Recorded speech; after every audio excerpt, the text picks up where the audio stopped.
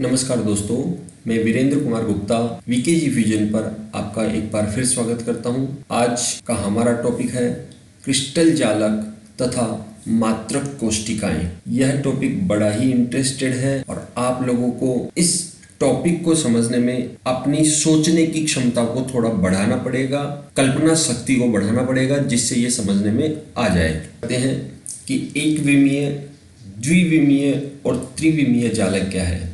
आप अपनी थोड़ी कल्पना शक्ति का इस्तेमाल कीजिए। जिस प्रकार से नए घर का निर्माण होता है, कहते हैं कि एक विमीय, द्विविमीय और त्रिविमीय जालक क्या है। आप अपनी थोड़ी कल्पना शक्ति का इस्तेमाल कीजिए। जिस प्रकार से नए घर का निर्माण होता है, कारीगर सबसे पहले एक एक ईंट करके एक लंबी लाइन का निर्माण करता है। एक एक ईंट की ये जो लंबी लाइन है वही एक विमीय जालक कहलाती है। और फिर उस लाइन के ऊपर ईंटों की लाइन लगातार खड़ी करते रहता है तो पूरी दीवार का निर्माण होता है, उसे द्विविमीय जालक कहते हैं। और इस प्रकार से चारों दीवार, छत और फर्श मिलकर के एक कमरे का निर्माण कर देती है, वो त्रिविमीय जालक कहलाता है। ठीक घर की तरह, कमरे की तरह ही यहाँ भी हम एक विमीय, द्विविमीय और त्रिविमीय जालकों को समझेंगे और उसी कल्पना शक्ति का इस्तेमाल करते हुए आपको यहाँ पर समझने की कोशिश करनी है। सबसे पहले हम बात करते हैं एक विमीय जालक की। एक विमीय जालक में आपको दिख रहा है कि क्लोरीन आयन है और सोडियम आयन है। फिर क्लोरीन और सोडियम आयन ये लगातार एक पंक्ति में एक एक करके जुड़े हुए हैं और इस प्रकार से पंक्ति का निर्माण हो जाता है। इसी पंक्ति को एक विमीय जालक कहा जाता है। जैसे हम देखें कि एक कण किसी भी परमाणु का, आयन का या अणु का है और उसके ठीक पास में सीधी लाइन में दूसरा कण व्यवस्थित हो गया है और इसी प्रकार से तीसरा, चौथा और अन्य कण एक लाइन में व्यवस्थित हो जाते हैं। तो इस प्रकार से हमारी एक विमीय जालक तैयार हो जाता है। फिर द्विविमीय जालक, यदि समस्त कण एक तल पर निश्चित दूरी पर व्यवस्थित हो जाए तो द्विविमीय जालक का निर्माण होता है। जैसा कि मैंने आपको बताया, घर की दीवार तैयार होती है। तो आप चित्र में देख रहे हैं, यहाँ एक पंक्ति के ठीक सामने दूसरी पंक्ति के कण हैं और फिर उसके ठीक सामने तीसरी पंक्ति कण व्यवस्थित हो गए और इस प्रकार से एक द्विविमीय जालक का निर्माण हो जाता है। इसी प्रकार से द्विविमीय जालक का निर्माण दूसरे तरीके से भी हो सकता है। जब दूसरी पंक्ति के कण पहली पंक्ति के कणों के बीच में जो गर्त है, ये देखिए, ये इनके बीच में जो स्थान रह जाते हैं इनको कहा जाता है गर्त। कणों के मध्य उपस्थित स्थानों को गर्त कहा जाता है। यदि दूसरी पंक्ति के कण पहली पंक्ति के कणों के गर्तों में उपस्थित हो जाते हैं तो भी द्विविमीय जालक का निर्माण होता है। और तीसरी पंक्ति के कण दूसरी पंक्ति के कणों में व्यवस्थित हो जाए और इसी प्रकार से चौथी पंक्ति के कण तीसरी पंक्ति के कणों के गर्तों में व्यवस्थित हो जाते हैं, तो इस प्रकार भी हमारे को एक द्विविमीय जालक प्राप्त होता है। तो हम समझ सकते हैं कि द्विविमीय जालक दो प्रकार से प्राप्त होते हैं। एक तो यदि दूसरी पंक्ति कण पहली पंक्ति के कणों के ठीक सामने व्यवस्थित हो और दूसरा दूसरी पंक्ति के कण पहली पंक्ति के कणों के गर्तों में व्यवस्थित हो, तो इस प्रकार से हमारे को द्विविमीय जालक प्राप्त होते हैं। अब इनकी व्यवस्था के अनुसार इनको अलग अलग नाम दे दिया है, वर्गाकार द्विविमीय जालक और षटकोणीय द्विविमीय जालक। अब इनमें थोड़ी सी जानकारी और मैं आपको दे दूं जो हम अगले पार्ट में डिटेल में पढ़ेंगे कि वर्गाकार द्विविमीय जालक में जो प्रत्येक कण है वो प्रत्येक कण चार अन्य कणों से घिरा हुआ होता है। चार अन्य कणों से घिरा हुआ होता है, इसीलिए इसे वर्गाकार द्विविमीय जालक कहा जाता है। इसी प्रकार से षटकोणीय निबिड़ संकुलन में प्रत्येक कण 6 अन्य कणों के साथ घिरा हुआ रहता है, इसीलिए इसे षटकोणीय द्विविमीय चालक कहते हैं। त्रिविमीय चालक, जैसा कि आप चित्र में देख पा रहे हैं, कणों का त्रिविम्य नियमित तथा निश्चित विन्यास को ही क्रिस्टल जालक अथवा द्विक स्थान जालक अथवा त्रिविमीय जालक कहा जाता है। जैसा कि मैंने आपको बताया कि ये कमरा तैयार हो गया है पूरा, जिसमें पंक्तियां मिलकर के द्विविमीय जालक बना रही है, यानी दीवार बना रही है, और 6 दीवारें मिलकर के कमरे का निर्माण कर रही है। तो यहाँ पर पूरा का पूरा एक क्रिस्टल जालक तैयार हो जाता है। जालक बिंदु क्रिस्टल जालक बनता है तो उसमें जो प्रत्येक अवयवी कण को एक बिंदु के द्वारा दर्शाया जाता है, जिसको जालक बिंदु या जालक स्थल के नाम से जानते हैं। तो जो भी क्रिस्टल बनता है उस क्रिस्टल में प्रत्येक कण जालक स्थल या जालक बिंदु कहलाता है। आप चित्र में देख रहे हैं कि जालक बिंदु एक के ऊपर एक एकत्रित होकर के और पृष्ठीय जालक का निर्माण कर रहे हैं। ये जो जालक बिंदु है ये परमाणु, आयन या अणु कोई भी हो सकते हैं। अब बात करते हैं मात्रक कोष्टिका की। क्रिस्टल जालक की सूक्ष्मतम इकाई जिसकी बार बार पुनरावृत्ति से इसका निर्माण होता है उसे ही मात्रक कोष्टिका या इकाई कोष्टिका या एकक कोष्टिका कहा जाता है। आप चित्र में देख पा रहे हैं कि जो पूरा क्रिस्टल जालक है उसमें एक यूनिट सेल हाईलाइट हो रही है, यानी यह सूक्ष्मतम इकाई है जिसकी बार बार पुनरावृत्ति से क्रिस्टल जालक का निर्माण होता है।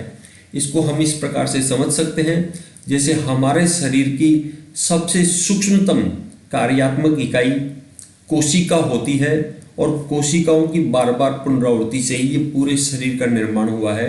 इसी प्रकार से किसी भी क्रिस्टल जालक की सूक्ष्मतम इकाई को मात्रक कोष्टिका कहा जाता है, जिसकी बार बार पुनरावृत्ति से क्रिस्टल जालक का निर्माण होता है। हम इसको एक और तरीके से समझ सकते हैं, जैसे ये एक मात्रक कोष्टिका यहाँ पर मैंने लगाई है, उस मात्रक कोष्टिका के पास में एक और मात्रक कोष्टिका नीचे की तरफ व्यवस्थित हो गई है, और इसी प्रकार से एक एक करके मात्रक कोष्टिकाएं व्यवस्थित होती जा रही है और सभी मात्रक कोष्टिकाएं मिलकर के और इस प्रकार से एक क्रिस्टल जालक का निर्माण कर लेती है। मात्रक कोष्टिका के पैरामीटर, आप चित्र में एक मात्रक कोष्टिका देख रहे हैं।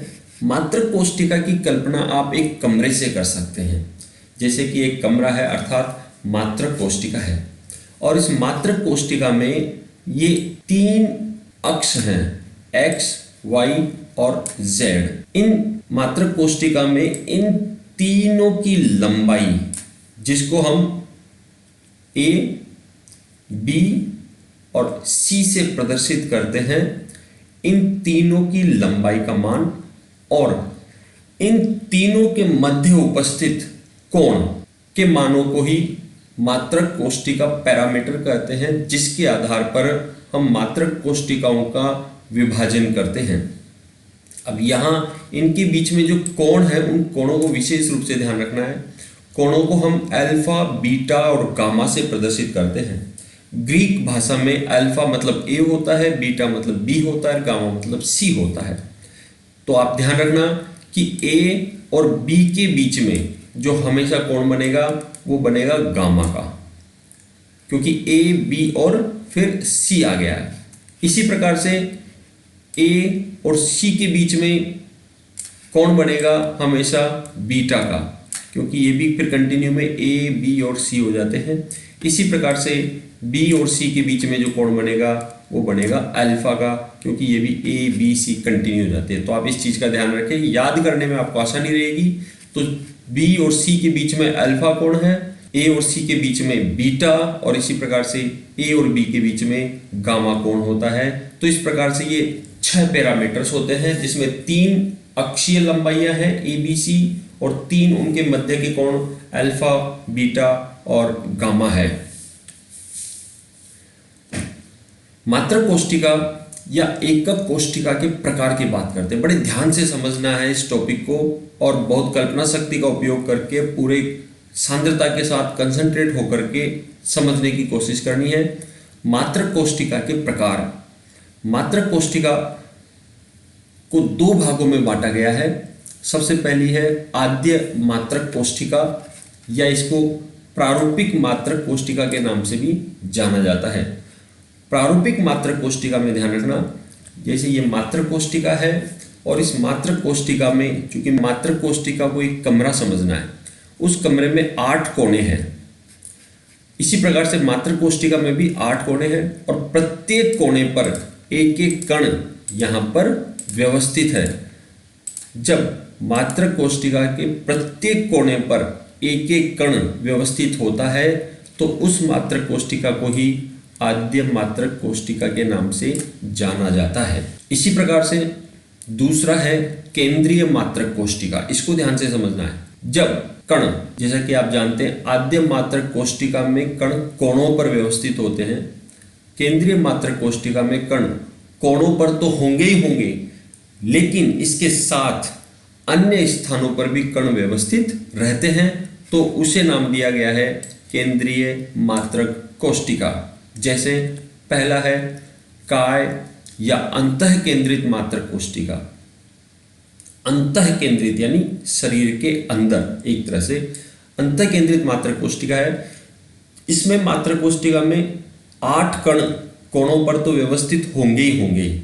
ये तो हमेशा निश्चित ही रहेगा कि 8 कण कोणों पर तो होने ही होने हैं, लेकिन इसके अलावा एक कण इस मात्रक कोशिका के बिल्कुल बीच में भी व्यवस्थित रहता है। तो इसी प्रकार की मात्रक कोशिका को काय या अंतः केंद्रित मात्रक कोशिका कहते हैं। दूसरा है फलक केंद्रित मात्रक कोशिका। इसमें भी मात्रक कोशिका के प्रत्येक कोने पर तो कण व्यवस्थित होगा, लेकिन इसके अलावा प्रत्येक फलक पर भी कण व्यवस्थित होता है। फलक क्या होता है? कमरे में कितने फलक होते हैं? 6, 4 दीवार, एक छत और एक फर्श। इसी प्रकार से इस मात्रक कोशिका में भी 6 फलक है, जिसमें ऊपर, नीचे, दाएं और बाएं और आगे और पीछे की तरफ 6 फलक है और प्रत्येक फलक के बीच में एक एक कण व्यवस्थित हो तो उसे फलक केंद्रित मात्रक कोशिका कहते हैं। जैसे ऊपर नीचे, बाएं, दाएं, आगे की तरफ और पीछे की तरफ 6 कण व्यवस्थित हो गए हैं। इसके बाद अंत्य केंद्रित मात्रक कोशिका है। अंत्य केंद्रित मात्रक कोशिका में भी प्रत्येक कोने पर तो कण होने होने हैं, लेकिन इसके अलावा किन्हीं भी 2 आमने सामने के फलकों पर भी कण व्यवस्थित होते हैं। जैसे एक कण ऊपर और एक कण नीचे फलक पर यहाँ पर व्यवस्थित है। ये कण जरूरी नहीं ऊपर या नीचे ही हो, ये दाएं और बाएं भी व्यवस्थित हो सकते हैं या आगे और पीछे भी, यानी किन्हीं भी 2 आमने सामने के फलकों पर कण व्यवस्थित होते हैं, तो उसे अंत्य केंद्रित मात्रक कोशिका कहते हैं। मात्रक कोशिका में कणों की संख्या की गणना के नियम, ये बड़ा महत्वपूर्ण है। अब आपकी कल्पना शक्ति को और विस्तार आपको देना पड़ेगा। मात्रक कोशिका में कणों की संख्या की गणना के नियम 4 नियम हैं। पहले हम एक एक करके नियम पढ़ लेते हैं और उसके बाद उसको विस्तार से भी समझेंगे। सबसे पहले, कोनों पर उपस्थित कण 8 मात्रक कोशिकाओं के साथ साझा करते हैं, अतः एक मात्रक कोशिका के पास उसका 1/8 भाग ही उपलब्ध होता है। इसी प्रकार से काय केंद्रित या अंतः केंद्रित कण उसी मात्रक कोशिका का भाग होता है, वह किसी के साथ साझा नहीं करता है। फलकों पर उपस्थित कण अधिकतम 2 मात्रक कोशिकाओं से साझा कर सकते हैं, अतः एक मात्रक कोशिका के पास उसका आधा भाग ही उपलब्ध होता है। चौथा नियम है, किनारे पर यदि कोई कण उपस्थित है तो वह 4 मात्रक कोशिकाओं के साथ साझा करता है, अतः एक मात्रक कोशिका को उसका 1/4 भाग ही, यानी 1/4 भाग ही उपलब्ध होता है। अब इन चारों नियमों को हम एक बार समझते हैं। सबसे पहला है कोनों पर उपस्थित कण के बारे में, कि कोनों पर उपस्थित कण 8 मात्रक कोशिकाओं के साथ साझा होता है, इसीलिए एक मात्रक कोशिका को इसका मात्र 1/8 भाग उपलब्ध होता है। आप ध्यान से समझिए, यह मात्रक कोशिका है जिसके कोने पर एक कण व्यवस्थित हो गया है। अब दूसरी मात्रक कोशिका बिल्कुल उसके बगल में व्यवस्थित हो गई है, तो अब ये कोना दोनों मात्रक कोशिकाओं के साथ साझा कर रहा है। इसी प्रकार से तीसरी चौथी मात्रक कोशिका उनके ऊपर व्यवस्थित हो गई है। अब ये जो कण था वो 4 मात्रक कोशिकाओं के साथ साझा कर रहा है। इसी प्रकार से 4 मात्रक कोशिका इनके सामने भी व्यवस्थित हो सकती है। तो इस प्रकार हम देखते हैं कि एक कण कुल मिलाकर के 8 मात्रक कोशिकाओं के साथ साझा हो रहा है, इसीलिए एक मात्रक कोशिका को उसका मात्र 1/8 भाग ही प्राप्त होता है। दूसरा नियम,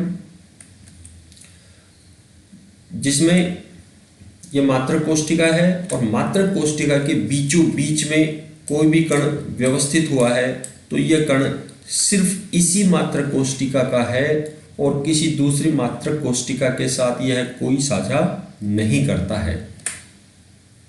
तीसरा नियम, जिसमें कण फलक पर व्यवस्थित होते हैं, यह कोई मात्रक कोशिका है और इसके दाईं फलक पर कोई कण व्यवस्थित है, तो ये दायां फलक दूसरी मात्रक कोशिका के साथ भी साझा करता है। अधिकतम 2 मात्रक कोशिकाएं एक फलक को साझा करती है, इसीलिए वह कण 2 मात्रक कोशिकाओं के साथ साझेदारी करता है, इसीलिए एक मात्रक कोशिका को मात्र आधा भाग ही उपलब्ध होता है। अंतिम नियम में कण मात्रक कोशिका के किनारे पर व्यवस्थित है, ये इसका किनारा है और किनारे पर यह कण व्यवस्थित हो गया है। और जब और मात्रक कोशिकाएं इसके साथ हम जोड़ते हैं तो कुल मिला के हम देखते हैं कि मात्रक कोशिका का प्रत्येक किनारा कुल मिलाकर के 4 मात्रक कोशिकाओं के साथ साझा करता है। इसीलिए यहाँ पर यदि कोई कण होता है तो वो 4 मात्रक कोशिकाओं से साझेदारी करेगा, इसलिए एक मात्रक कोशिका को इसका मात्र 1/4 भाग ही अर्थात 1/4 भाग ही उपलब्ध होता है। तो ये आपको ध्यान रखना है। इसके बाद आद्य या प्रारूपिक मात्रक कोशिका की बात करते हैं, जिसको प्रिमिटिव मात्रक कोशिका भी कहते हैं। इसमें आप चित्र में देख रहे हैं कि प्रत्येक कोने का जो कण होता है उसको जितना भाग मिलता है वो सब मिलकर के और कुल मिलाकर के एक मात्रक कोशिका में परिवर्तित हो गए। प्रत्येक कोने पर जो कण है उसका 1/8 भाग ही मिलता है और ऐसे 8 कोने हैं तो 8 से गुणा करते हैं तो कुल मिलाकर के हमें एक कण प्राप्त होता है। तो कुल कणों की संख्या 1 होती है आद्य या प्रारूपिक मात्रक कोशिका में। इसी प्रकार से काय केंद्रित या अंतः केंद्रित मात्रक कोशिका है, जिसको बॉडी सेंटर्ड क्यूब के नाम से भी हम जानते हैं। बॉडी सेंटर्ड क्यूब में भी 8 कोणों पर 8 कण होते हैं और एक कण उसके मध्य में व्यवस्थित रहता है। 8 कोणों के कणों का 1/8 भाग तो है ही और 8 से गुणा करने पर वो 1 हो जाता है। तो जैसा कि आप चित्र में देख रहे हैं, 8 मिलकर के एक कण का निर्माण कर लेते हैं और एक कण जो इसके काय केंद्रित है वो इसका खुद का ही होता है। तो इस प्रकार से यहाँ कुल कणों की संख्या 2 हो जाती है। 2 कण काय या अंतः केंद्रित मात्रक कोशिका में होते हैं। फलक केंद्रित मात्रक कोशिका की बात करें तो फलक केंद्रित मात्रक कोशिका में भी कोणों पर तो 8 ही कण होंगे और प्रत्येक कोने पर 1/8 भाग उपस्थित होता है और ऐसे कुल मिलाकर के 8 कोणे हैं। तो 8 गुणा 1/8 करते हैं तो हमारे को एक कण तो कोणों का प्राप्त होता ही होता है। इसके अलावा 6 कण फलकों पर भी व्यवस्थित होते हैं और अपन ने पढ़ा है कि फलक पर उपस्थित कण उस मात्रक कोशिका को उसका आधा भाग मिलता है। तो ऐसे 6 कण हैं तो 6 फलकों से गुणा करेंगे तो कुल मिला के 3 कण हमें यहाँ पर प्राप्त होते हैं। तो कुल कणों की संख्या 1 तो कोनों पर उपस्थित कण और 3 फलकों पर उपस्थित कण, तो कुल मिलाकर के यहाँ हमें 4 कण प्राप्त होते हैं। अंत्य केंद्रित मात्रक कोशिका या एंड सेंटर्ड सेल के नाम से भी इसको जाना जाता है। अंत्य केंद्रित में अपन ने पढ़ा है कि 8 कोनों पर तो कण होंगे, इसके अलावा एक कण 2 आमने सामने की फलकों पर भी होते हैं। तो 8 कोनों पर होंगे, प्रत्येक कोने से 1/8 भाग कण का मिलेगा, तो कुल मिला के एक कण 2 कोनों से मिल जाता है। और 2 कण यहाँ पर फलक केंद्रित होते हैं, प्रत्येक का आधा भाग हमें मिलता है, तो उसको 2 से गुणा करने पर एक कण यहाँ हो जाता है। तो कुल मिलाकर के अंत्य केंद्रित मात्रक कोशिका में कुल कणों की संख्या 2 हो जाती है।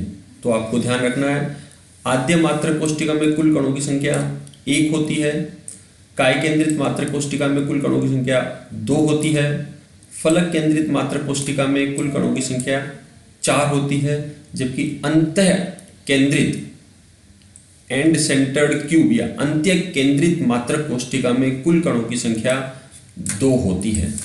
वैज्ञानिक ब्रेवे ने 7 क्रिस्टल निकायों के बारे में बताया और उसने कहा कि 7 क्रिस्टल निकायों में कुल 14 प्रकार की मात्रक कोशिकाएं होती है।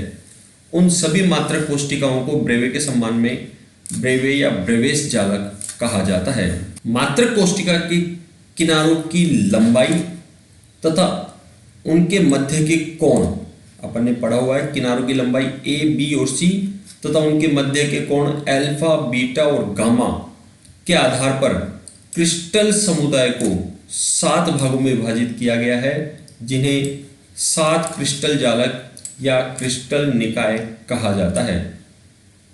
इन 7 क्रिस्टल निकायों को हम एक एक करके पढ़ते हैं। सबसे पहला क्रिस्टल निकाय है घनीय या क्यूबिक। घन आप जानते हैं, जिस प्रकार से ये खेलने की डाइस होती है, इसमें 6 फलक होते हैं, ये घन होता है। इसकी लंबाई, चौड़ाई और ऊंचाई तीनों समान होती है, अर्थात अक्षीय दूरियां ए, बी और सी तीनों एक जैसी होती है और प्रत्येक कोण 90 डिग्री का होता है। तो अल्फा, बीटा और गामा तीनों कोण यहाँ पर 90 डिग्री के होते हैं।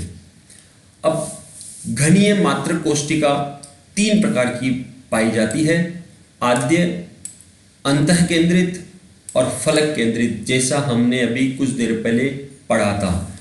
ये आद्य मात्रक कोशिका है जिसमें कण कोनों पर व्यवस्थित है। ये फलक केंद्रित मात्रक कोशिका है जिसमें कण कोनों के साथ साथ फलकों पर भी व्यवस्थित है। और तीसरी काय केंद्रित मात्रक कोशिका है जिसमें कण कोनों के साथ साथ एक कण काय केंद्रित रूप से व्यवस्थित रहता है। तो कुल मिलाकर के इसमें ब्रेवेस जालकों की संख्या हो गई है 3, क्योंकि 3 प्रकार की मात्रक कोशिकाएं इसमें पाई जाती है।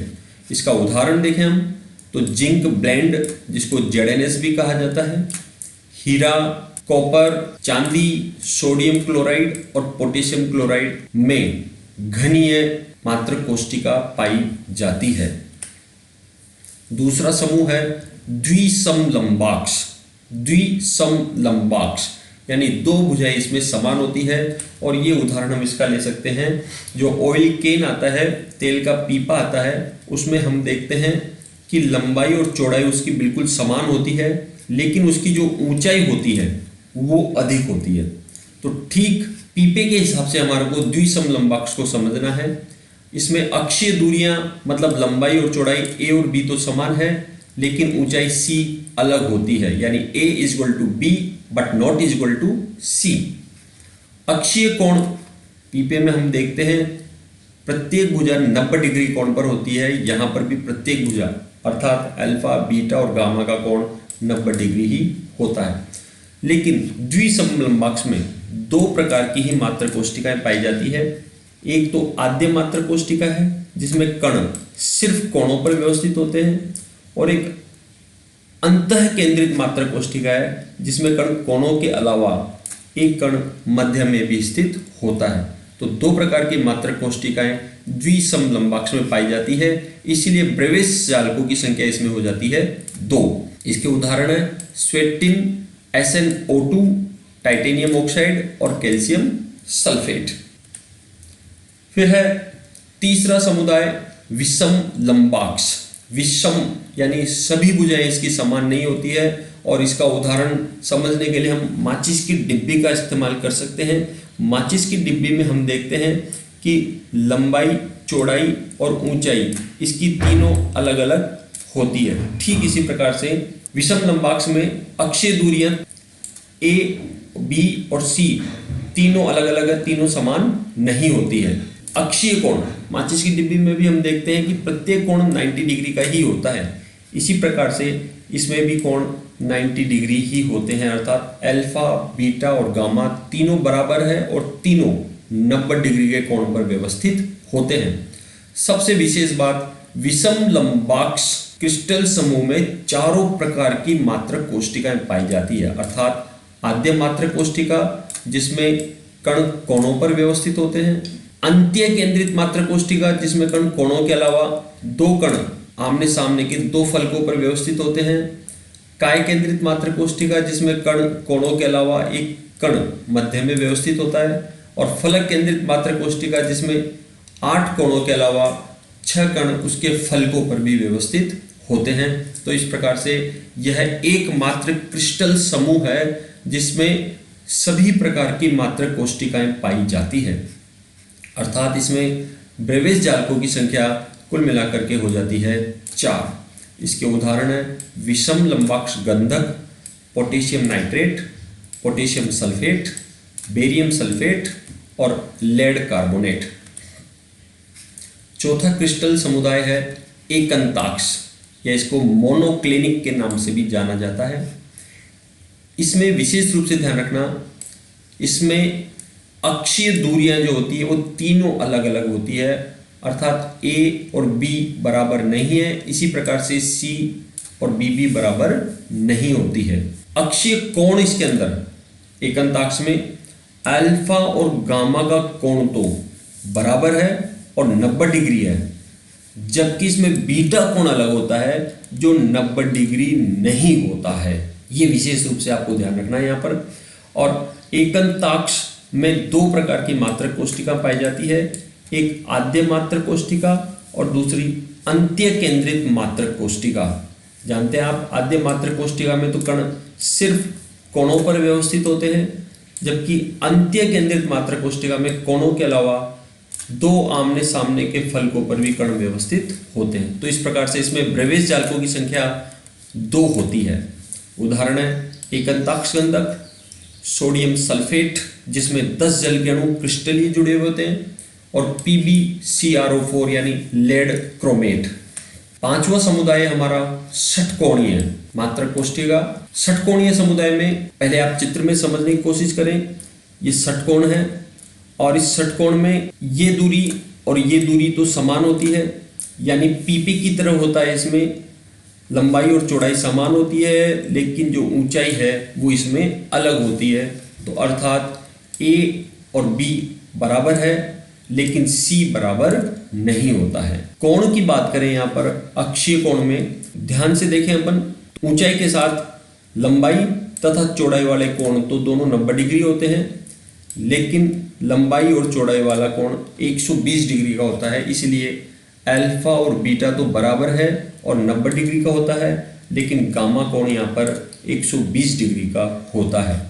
यहाँ कुल मिलाकर एक ही प्रकार की मात्रक कोष्टिका पाई जाती है और वो है आद्य मात्रक कोष्टिका।